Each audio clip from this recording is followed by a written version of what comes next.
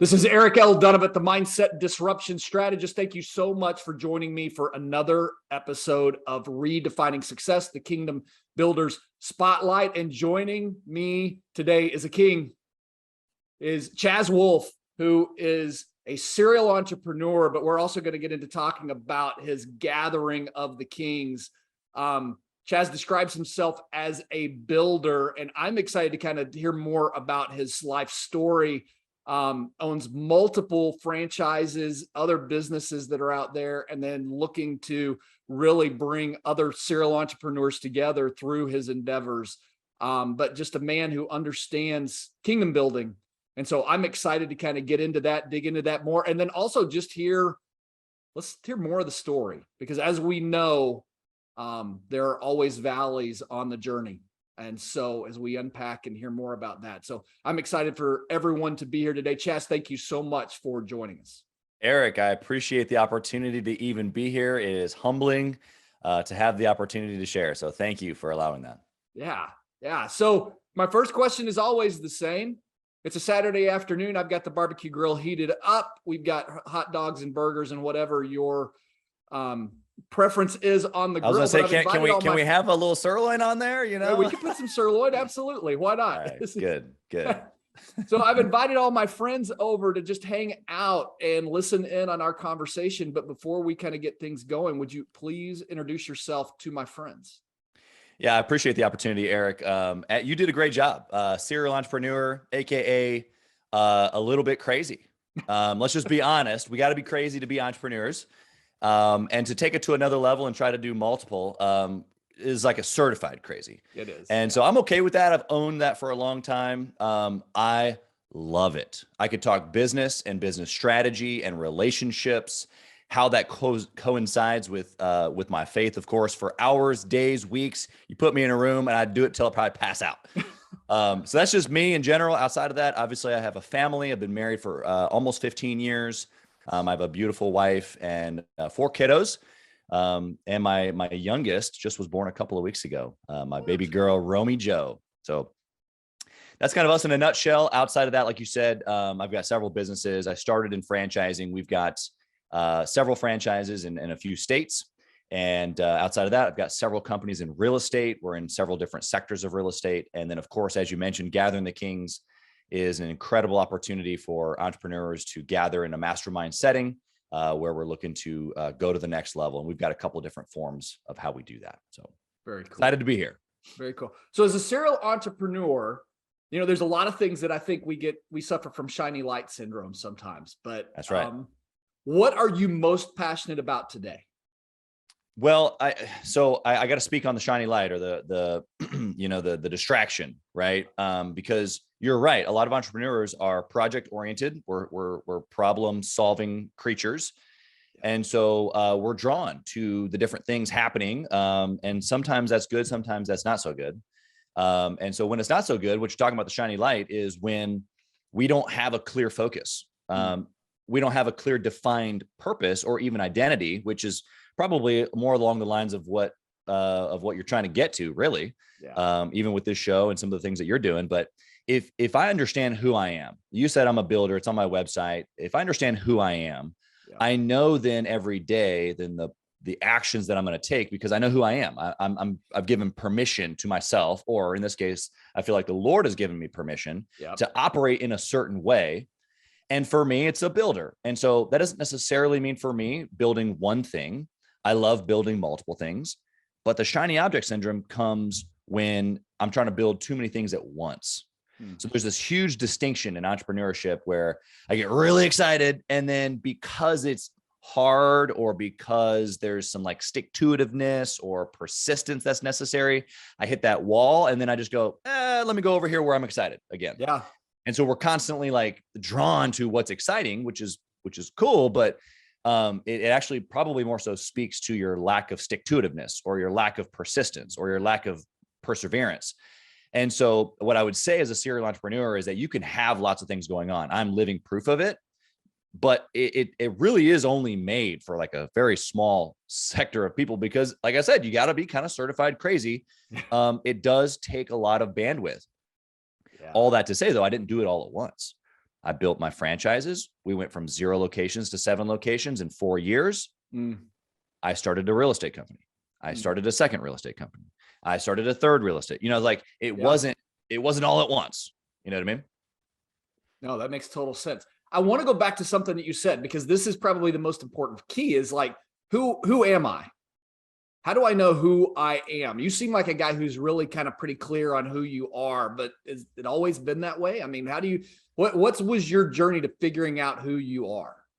Yeah, that is a loaded question. We could probably do a podcast on just that question, but the answer is this. No, I haven't always known. And I believe that, I feel like I have a really good idea right now, but I'm very open to the Lord maturing that perspective even now. Yeah. And so the detail of the question, to give you just a little snapshot, we can go as far as you want, but I didn't know my dad growing up. He didn't know I even existed. Wow. I thought somebody else was my dad. My literal name was given to me after the wrong guy. Wow. So I meet my dad, 24 years old. He doesn't know I was even existing. I'm just like him in a way of serial entrepreneurship, the way our brains think. We look alike. It's nuts. Okay. Yeah. I end up changing my name, like my full name. My last name is Wolfe, obviously kind of a cool, sweet last name. That's his name. I changed the future of my family trajectory forever simply by, names are so important. Yeah. Yeah. Okay. And so the reality here is that, the identity of who we are can be one thing, right? I didn't know my dad growing up, meaning grew up single mom family. There are certain things that are inside of me because of that external circumstance, right? There were things that were put on my shoulders that maybe shouldn't have been, but that's okay. I'm appreciative of those things because it's made me who I am. I got to be in certain circumstances as the son of a single mother that gave me perspective and experience that most will never have to deal with. Okay. Now, at the same time, I had a different understanding of who I was at that time because I didn't know necessarily my earthly father in this case, or my name. You don't necessarily have to have those things to have this full-blown identity. But for me and my story, when I made those connections and I was given permission to be who I was, meaning this crazy serial entrepreneur, like go fast all the time, early, late. I'm just 100 miles an hour all the time. And so when I had that permission through the circumstance of meeting my dad, changing my name, having this incredible experience with the Lord, then now it's like, I don't need to figure that out anymore. I know exactly who I am. I can just run. And it makes it really, really easy. And of course, that's going to change over the course of time. And you might have some questions. We can dig into some of that if you want to. But generally speaking, that's where I'm at. And that's how I got here. Well, so, this is redefining success, right? That's the definition. So we are going to dig into this a little bit because I want to know a little bit more about the story. I want to understand this a little bit better because the guy who's got a different name, who's raised by a single mom, thinks success is one thing. That's right. Versus the guy who gets on the other side of this and realizes name matters and purpose matters. There's a different definition of success for that guy. But I've also got to imagine that along the way, there were bumps, there were people who spoke into your life. Hey, maybe this trajectory isn't right for you. Could you maybe pull some of the highlights out of that? Because I think that would be really valuable for our audience, especially because we never know who's listening. But somebody who's struggling with that same thing of like, man, I feel like I have an identity, but I can't find it. So, what was your journey to what did that look like? I love what you've asked, the overarching question of redefining success and whether success literally changes, because our definition of it can change, right? Like it's the amount of money, or it's happiness, or it's the connectiveness with our spirit and the Holy Spirit, whatever, however we define that, and multiple layers sometimes. I think that changes over the course of time anyway, as we mature, right? And as the Lord brings us into a closer and closer perspective of who we are as a son and who we are as a daughter. Yeah. But for me specifically, being a son of a single mom, there were certain things that I had in view, but that I've always viewed success probably pretty similarly. It's just a matter of the circumstances that I went through that has given me the maturity that I have now. So I'll give you some of those. Yeah. I've always wanted to be excellent at whatever I've done. I played basketball growing up. I was good in school. A work ethic was given to me by my mother, right? Like she worked 2 and 3 jobs always. And for me to have any sort of excuse to not be excellent, it was just not accepted, right? It was when you come home, homework was done, and then you go play. Yeah. And when you go out and play, you only go far enough to where you hear the whistle, and then within 5 minutes you're back at the house. Like it was regimented, and I understood. I respected her. She ran a house, and then that was it, right? Yeah. And I looking back now that I have my own kids, I mean, holy geez, I have no idea how she did it or how any other single parent even thinks about operating inside of that world. So my hat goes off to her time and time again. But I'll tell you, I thought I wanted to be a youth minister. Is that right? I met my wife in high school, Okay. and I'm talking with her. I remember this conversation like it was yesterday. And she's like, I'm about to graduate high school. She's a junior in high school. And she's like, what are your plans? I'm going to go to Ozark Christian College. It's in Joplin, Missouri. And I'm going to become a youth minister. And so she's asking some more questions. We're getting to know each other still. And she's like, I haven't known you for very long, but that's interesting. And she grew up a believer, and I had been going to church since I was 12. It wasn't like I had, been raised in the church necessarily, but kind of. Yeah. And so in that moment, I'm like, I don't know what she's saying. She's just questioning, like, are you sure? And which just seemed really odd to me, because it's like, is this not like a vocation worth my time? Like what's happening here?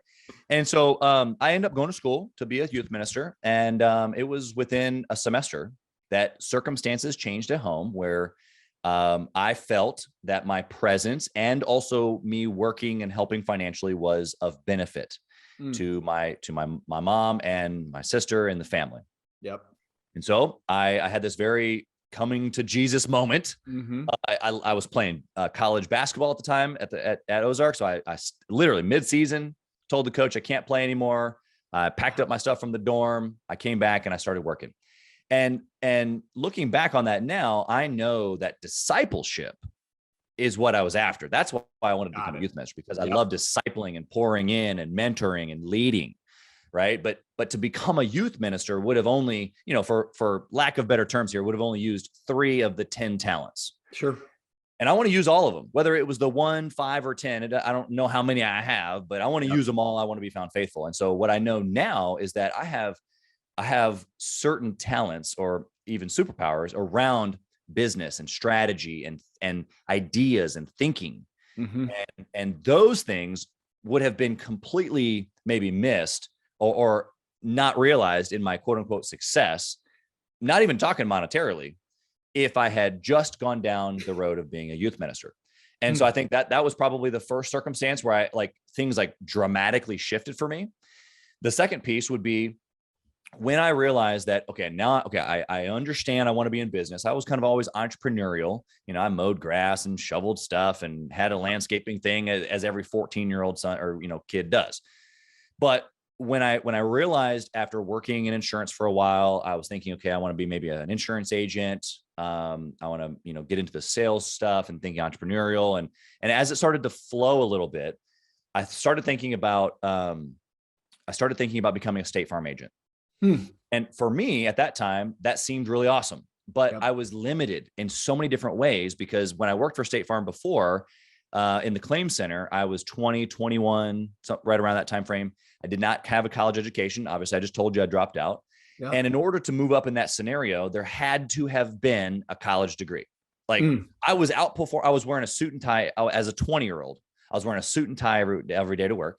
Everybody else was, the polo and khakis. And so I stood out. Everybody knew who I was. I was excellent. I was the best claim processor that there was. I was producing the most every out. I was doing it. And still, they wouldn't give me a shot at a promotion because I didn't have the college degree. So I already started to lean towards this entrepreneur, how do I do my own thing, right? And so I had this moment in time where I told my boss's boss at the claim center that I wanted to go work for an agent, that maybe I was going to sell insurance and then maybe become an agent one day. Sure. And he literally says to me, I think I was 20 at the time. It was 19, 20, something like that. And he's like, I appreciate your perspective, Chaz, but here you have a 2-week paycheck. You've got good benefits. You don't know what you have here because you're so young. Right. But like, if you stick this out, like this is going to be a really good deal for you. And plus, nobody's going to buy life insurance from a 19, 20-year-old. And I said, I appreciate that perspective. I shook his hand. I really did respect him. Right. I walked out of his office and over to my direct report, which was under him. And I gave my 2-week notice. Did you really? I 100% did. Out. 100%.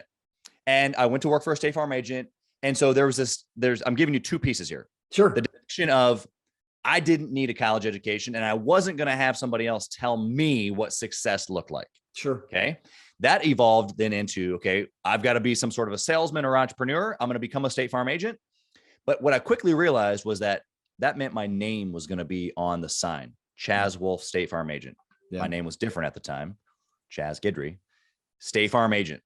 And what I don't know how I could realize this, maybe just the power of the Holy Spirit, but I knew that if my name was on the sign, then that means I was going to have to be there. Yeah. And to me, that's not running a business. To me, that is owning my job. And that's okay. Entrepreneurship works like that, owning a job for many, many people across the country. For me, that is not what success had been conjured up in my brain. Yep. Success for me has always been freedom. Always. Yeah. And we can define freedom in a lot of different ways, just like we can define success in a lot of different ways. But for me, freedom meant I need to be able to work beyond the business, not in the business. And that's actually what has translated so many years later. Of course, I've done this in many businesses, but what Gathering the Kings is all about, it's about removing the one individual, right? At the 6-figure level, guys are just bumbling all over themselves. They're wearing too many hats. They're stressed. They're overwhelmed. They don't know how to hire. They don't know how to give things away. They're a perfectionist. All these things that are just literally holding themselves back. They own their job. And even at the 7-figure plus mark, it's like, okay, I still have to press into leveraging time and resources so that this thing can continue to grow without me. Yeah. Right. So I just gave you a bunch, but let's see where we can go with that. No. That's really, I love that. I mean, there's a couple of things. Tell me this. I really don't want to miss this. Who was speaking into your life about the name and the change, kind of as the connection with your dad and everything that you went into that? Because maybe you stumbled onto it and maybe God came to you in the middle of the night with a bright light at the foot of your bed or something like that. I don't find that to typically be the case, but if he did, that'd be an incredible story too. But who was speaking into your life at the moment that you started to realize name matters? Yeah. So I'm going to answer your question in 2 parts because the Lord did come to me in the middle of the night. Okay. Awesome. Believe it or not, not about this exact thing. And it wasn't a shiny light, but I'll tell you, so I wake up, it's the fall of 2010. Okay. And I wake up in the middle of the night and, now I'm going to draw a blank. Oh no. Give me 2 seconds. 2 Samuel chapter 3. Okay. Comes to my brain. It's 4:00 in the morning. I look at the clock. It's 4:00 in the morning. 2 Samuel chapter 3. I hope I'm quoting that right. And I'm like, this is my rule. I never dream and I never have experiences like this ever. Yep. And so when it happens, as much as I'm like in the fog, I stop. I try to write it down or type it out on my phone or try to pay attention to some degree. Just like, okay, Lord, I hear you. And so I literally in that moment, I hear it. I'm like, okay, I'll look that up tomorrow. And then the other side of me is like, well, skirt. Look it up right now. Right. So I read it, and it's basically where Samuel is underneath Eli in the moment. He's learning that the Lord has not met Samuel yet. And he's calling Samuel, Samuel. And he goes to Eli, hey, I'm here. And that happens 3 times, right? He sends him back. Okay. And so all I know is I'm like, okay, Lord, like you're calling me. I don't know what for, but my antenna's up. I'm listening. Here I am, just like Samuel in the scripture. Okay, fine. Well, a few months later is when basically I find out that this other guy is my dad. Okay. Just within 60 days, probably. And so we start really pressing into this whole thing. And I find him, we figure this whole thing out. We do a DNA test, the whole deal. And so when it comes to the name change, that moment, that experience that the Lord gave me, it actually goes a little further than, so it was 4 a.m. 3 times was in the scripture. So I told the Lord, 2 more nights, I want you to wake me up at 4 a.m. Really? And I'm super logical, Eric. Not the feely, like we're in church and I got the emotions hot. Like that's not me, bro. Right. It's not me. Okay. Yeah. I am as robotic and logical as they come. And so I'm like, all right, Lord, here we go. 2 more nights, 4 a.m., same time. I'll see you here. And I'll tell you what, the next night, my St. Bernard at that time had never woken me up in the middle of the night. She's looking out the window going at somebody walking by, freaking 4 a.m. in the morning. 4 a.m. 4 a.m. The next morning, 4 a.m., 3 nights in a row, 3 mornings in a row. And so I'm like, okay, my antennas are up, Lord, I'm listening. And a few months later, we find out about my dad. So through that process, I'm discussing with a buddy of mine, hey, so like this other guy over here was who I was told was my dad. He's starting to reach back out. I haven't heard from him in years. He popped in and out 4 or 5, times in my life. Yeah. He would pop in. I remember like I'm in 4th, 5th grade. He would pop in and be like, hey, your mom said you wanted that Chiefs coat for Christmas. I'm going to get it for you. And then I wouldn't see him for like 6 years. Got it. That's the guy, right? Yeah. So he pops back in shortly before this experience this encounter that I just described. So I have this one side of this one guy reaching out going, hey, I want to hear from my son. But I've never called this guy dad in my life. Yeah. I had this experience where I'm like, okay, Lord, I'm heightened, I'm listening. And then so I have on the backside a buddy of mine who I'm like, okay, here's what's going on. And then my grandmother. So these 2 people on the backside, a buddy and my grandmother, where I'm like, okay, I got this guy. He's not like my dad, but like I want to bless him. He's been in and out of prison. I've really tried to be a blessing to him. He just keeps repeatedly not showing up. Right. So I had conjured up this plan between my buddy and my grandma where I'm going to go take this guy out to dinner. I'm going to buy him just the fattest steak I could find and just bless him and just tell him, look, the Lord is good. He's worthy of your attention. Our relationship really doesn't exist. Right. But I don't like hold anything against you. I was wanting to release him and probably release me.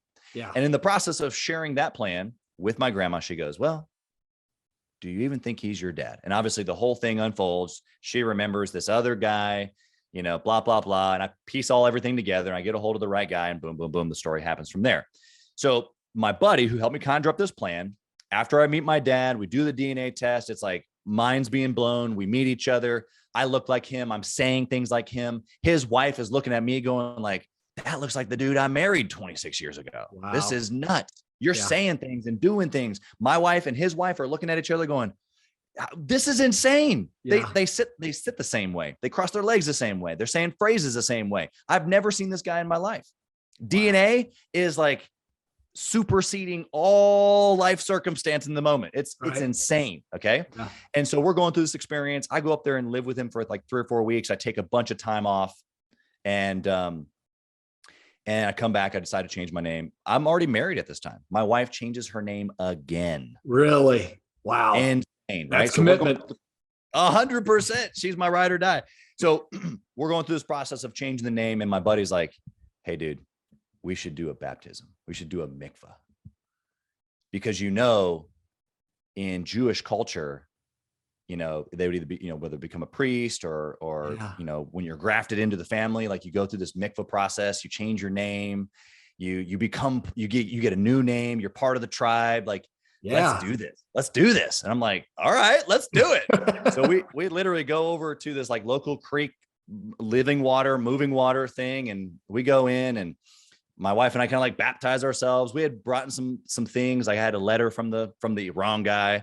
We kind of tore up and let it float down the creek and just some things that represented our old man and let it go. And we came back out of the water. And this is all like a little bit of, however you feel about what I'm describing.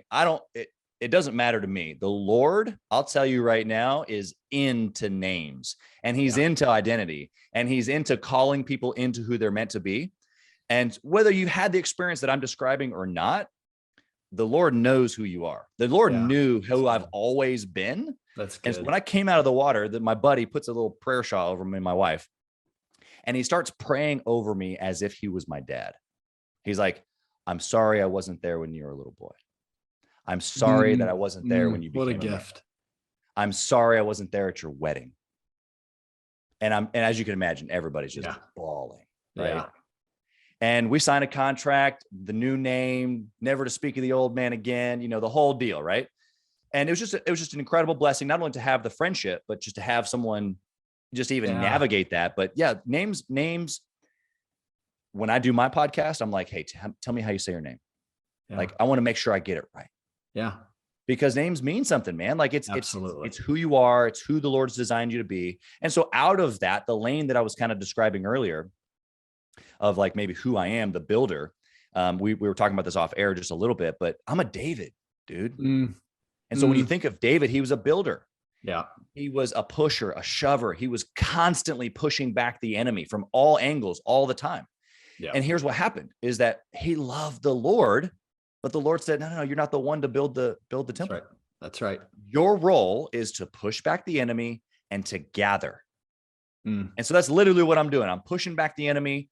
I'm gathering the Lebanon wood so that my children and my grandchildren can take whatever it is that I'm putting together and make something incredible out of it. I don't even know how big it's going to be. Yeah. Oh, that's beautiful. So let's talk a little bit about that, because that's powerful. I mean, so you said this earlier, right? What you were seeking when you were thinking about being a youth pastor was just the role of discipleship.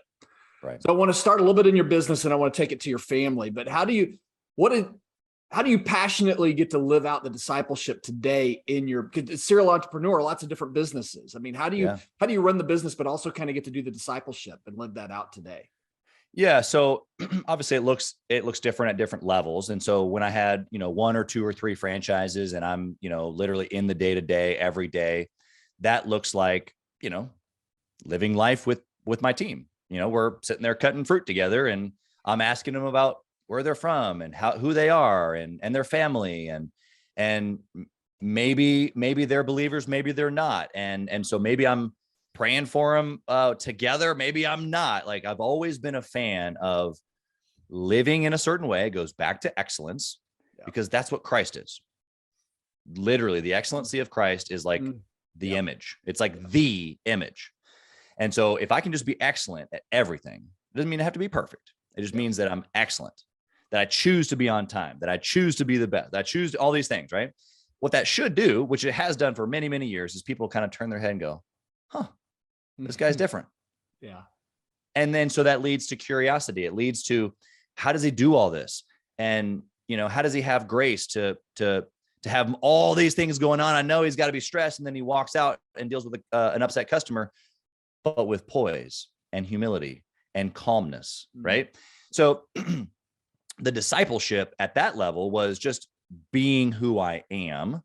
And of course, trying to raise up leaders, right? Because that's really what discipleship is it's taking someone from where they are to who they're meant to be. Yeah. And inside of a business, what that looks like as an entrepreneur is that I cannot do everything in the business.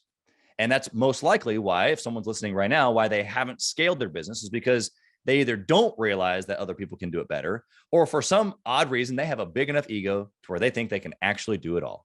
And I just remember those days. I wish I had let go of them sooner. Okay. The humility of knowing that if I can raise up other people, they not only will take the charge, but it's who they're designed to be.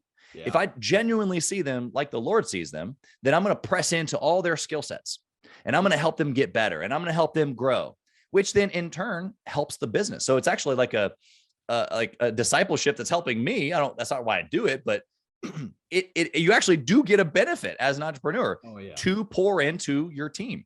And so the fact that people don't just boggles my mind. Well, actually it doesn't, because it's a commitment. It's a commitment of time, effort, energy, and people are lazy. People don't want to do it. They don't want to press in. They don't want to make the extra phone call. They don't want to slow down and have the conversation and create right expectations. Like all of those things at this level, to answer your question in a second way, I'm dealing with leaders, right? So I don't necessarily speak with every single one of my employees every single week, but my leaders, I meet with on a regular basis. We're talking about the things that matter, obviously in the business. And then I'm asking them things like, hey, how's the family? How's it going? How's the marriage? We have one of my businesses with a couple different of my leaders, a couple different businesses, I guess, technically probably represents 3 businesses. We have a prayer meeting every Tuesday. I love it. We come together and we just pray for each other's families, marriages. We pray for the businesses, like kind of just unique ways where we can pour into each other. It doesn't even have to be me just like discipling. It just has to be facilitating an environment for growth, not only just leadership and business growth, but just them as an individual. What does that mean? How's the Lord see them? How am I speaking into them? So you said you've got a newborn at home. How old is the oldest? What's the range on your kids? Yeah. My oldest is 8. My second daughter is 6, and my son is 3. And my newest daughter is 3 weeks. That's awesome. Yeah, it's a full house. My wife is an absolute superhero. All 4 home births, and I'll tell you what, I mean, the first one did it in for me, but every single one since then puts her in a new spotlight to me, because it's just incredible. And I'll tell you one little quick thing. This doesn't matter, but it 100% matters. Yeah. So Romy Joe, my latest daughter, was born 3 weeks ago, and we home birth. So we spent the one night together, and the second night, my wife goes, "Hey, so I prepared the guest room for you." I'm like, "Wait, what?" She was like, "Yeah, I just, it doesn't make sense for us both to be sleep deprived." I'm like, I appreciate that, but no, we can do this thing together. Like, we're in it together. And she was like, "No, Wow. we are in it together, but I need you sharp, ready for the businesses. I need you sharp and ready for, when the kids are up in the morning before I'm up with the baby. Like, you have a lane and I have a lane. Let me own my lane. You go own yours." And it was like one of the most shameful walks away that I've ever had, of like, oh my gosh, I'm leaving my wife with a newborn. She's going to be up all night. But I'll tell you what, I've slept like a baby. Yeah. And which has prepared me to do things like this podcast, and to run our businesses, and to take care of the other 3 kids that are running around crazy sometimes during the day, and in the evening when she gets a break. Like, it's just a complimentary, like, we're on the same team. Yeah. And so for her to, like, she's done things like that our entire marriage, but it was just another showcase of like, wow, I have somebody in the passenger seat that wants to go with me. You know what I mean? Yeah, absolutely. What does discipleship look like at home right now with a young crew like that? Yeah. It's, as you can imagine, it's a little all over the place. But at the same time, very, very routine. I told you about how I grew up. And so I would say all over the place from the angle of, we've got different ages, they're in different activities. My son, who's 3, is, he's finding out that he's a superhero and a ninja and a king all in the same day. And while he's the king, he's got the superhero cape on and jumping from couch to couch. He wants to ninja fight me. It's incredible. In all of the craziness, every single night I put the kids down, and have since they were born. Yep. Every single night we do dinner, and then I usually wrestle with them or hang out, or we play a game, dominoes or something. And then we have our nightly routine of putting them down. And in that nightly routine, which we've now created a book nook out of it, we got a little space, we got some artwork, and got some Wolfpack book nook lights up that, turn a sign on and cool stuff like that. But we sit down and we read the Jesus Storybook Bible, the kids' Jesus Storybook Bible. I'm telling you right now, Eric. Yep. For every adult, I'm not even talking about the kids. For every adult listening right now. So I need to go look at my kids' I need to go pull it off the bookshelf. I'm telling you right now, I already told you I'm a robot, man. I don't cry. Okay. I can think of maybe 5 times in my life where I've cried, probably not even that many. And probably 2 of them happened inside of the Storybook Kids Bible. Like, wow, it is so simple and so straight to the heart of who the Father is. Yeah. And so we do it every single night. We're reading, we're praying, we're doing the discipleship thing, from a father to his children. We're talking about the day. We're talking about what we're thankful for. Obviously, we're communicating. We're talking to the Lord every night, and we're reading this Storybook Bible, which I probably, of the 4 of us, get the most excited, because I could, bro. I love it. I miss those ages, man. My youngest is 16, so I get it. Oldest is 22, so, or 21. So it goes quick. That's my warning to every single parent. Yeah, but so true. So tell me this. Just talk a little. Let's kind of finish up here on Gathering the Kings. Yeah. How long has that been going? Where'd that vision come from, and what's it rooted? And then kind of bring us into who you're looking for, and kind of, how would somebody know if they're a good fit to get in touch with you about that? Tell us a little bit about that. Yeah, I appreciate the opportunity to do that. So Gathering the Kings, first off, is an extension of business discipleship, right? It's literally my superpower and the opportunity to serve all mixed in one. I've mentored somebody since I was probably 10. Okay. And I think that everybody along the way, whether you're 11 mentoring a 10-year-old or a 16-year-old mentoring a 12-year-old, whether it's spiritual or at school or whatever, there is just something about pouring into other people that's been close to my heart. But then I think it's actually in all of us. It's just a matter of whether we've paid attention to it. So for me, Gathering the Kings is a business representation of that. It allows not only me, but the others in the mastermind roundtable group to be able to not only receive, because that's initially what people are always looking for. They're looking to receive and get better, right? That's why we go to church. We want to receive, and, but I have learned that I usually get more when I pour out.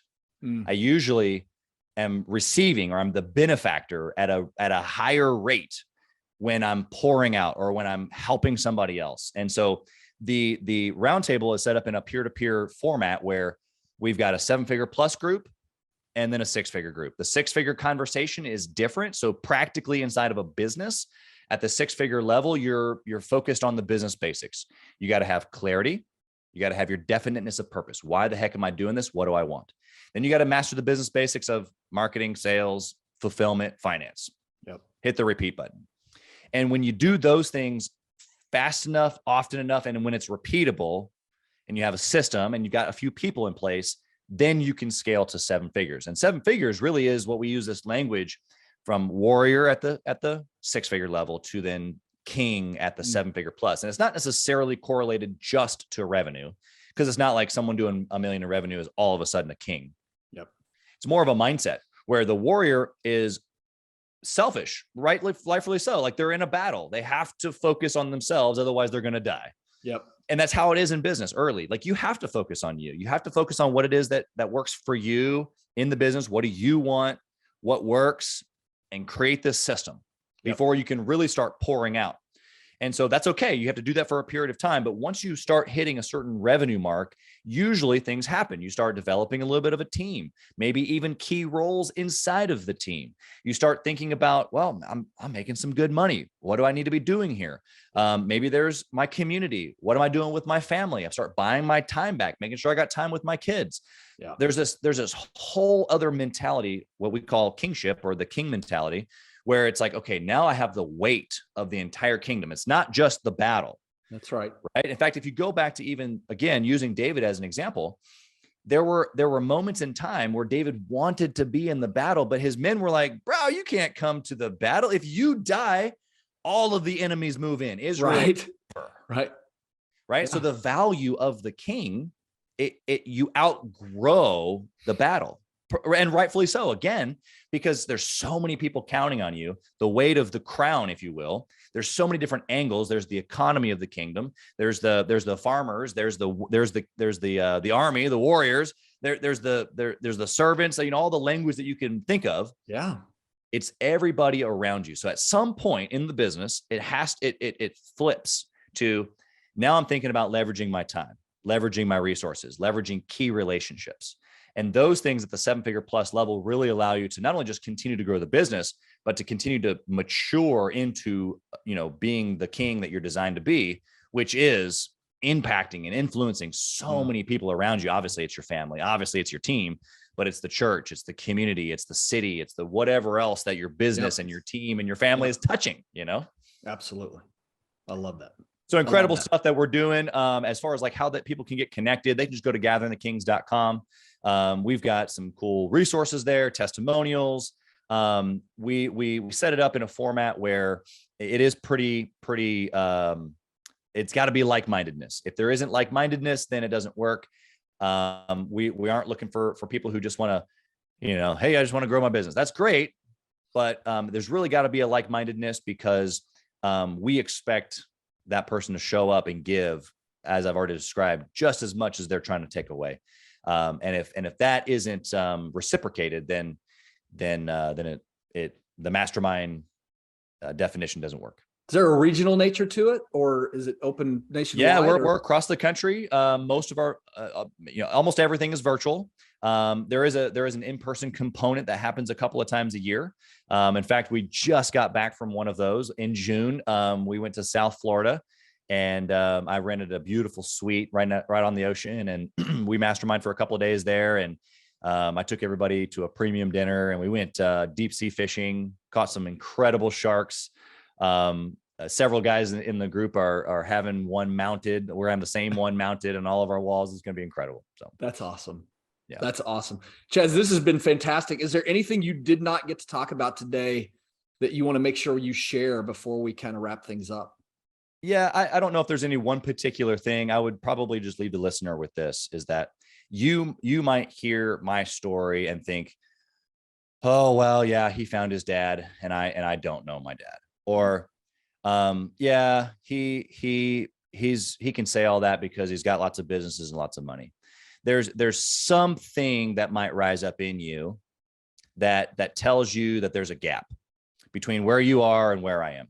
And if I had to reverse engineer everything back, I could tell you this: it's just little decision, good decision, good decision, like just create a repeated history of good decisions.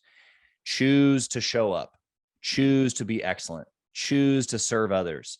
And if you do that long enough, strategically inside of a business, specifically if you have a plan and you're actually like tracking things and you're like being a business owner and not just running around crazy, then the business will flourish. There are principles and key factors that will almost guarantee that. It's the disciplined nature that I'm trying to communicate of, I see you, I hear you, I know where you are, I was once there. But if you just step today, step tomorrow, good decision today, good decision tomorrow, and you'll be right where you want to be, whatever, however you define that. Can I add one little thing to that? Please, yes. Because on the days that you fail, give yourself grace to get up the next day and do it right the next day. 100%. Yeah, because we're not perfect. The good decision repeated history doesn't mean that there aren't bad decisions in there. Yeah. But you're right. You just have to do it again. That's absolutely, yeah. Yesterday is yesterday. It's gone. What are we doing today? I love it. 100%. Yep. I love it. Chaz Wolfe, ChazWolfe.com. If you want to kind of look at everything that he's got going on, you got to go check out his website. I mean, there's so much there to inspire you. I think there's a link to Gathering the Kings on your website, Chaz. Is that right? That's right. Yep. So last question before we wrap things up. In 3 generations, which you probably won't know this generation, let's make sure we're real clear. In 3 generations, what do you hope your great grandchildren remember about Chaz Wolfe? Such a big question. Honestly, this is the type of question that wakes me up in the morning. Legacy and what my children, my grandchildren, in this case, my great grandchildren, I hope that they remember me like we, or, the generations below David remember David. And I could break that down into maybe 2 major things. Number 1, that I loved the Lord, that I was excellent in response to the, wanting to be faithful, that I loved others, and I was excellent about it. And then that I literally did everything that I was called to, that I pressed in, I changed the trajectory of our family. When people look back and think about Grandpa Chaz or Grandpa Wolfe, they're going to see a distinction or a U-turn, an immediate over here in the lineage, because even though I am much like my dad, and there's a lot of DNA pumping through us that's very similar, even with that, there is such a difference, and in a good way, right? And so I know that they'll look back and know that something happened in these years that the Lord was like, boom. There you go. I love it. That's beautiful. That's beautiful. Chaz, thank you so much for being here. Thank you for sharing your story with our audience. It's been fantastic. I'm sure we could even do it again and dig even further, but this has been great. Thank you so much. I appreciate the opportunity to be here, Eric. Blessings to you and everything that you've got. Love what you're doing. Thank you so much. All right, everyone, I will be back again with you next time. Thank you so much for being here. God bless you. Have an incredible day.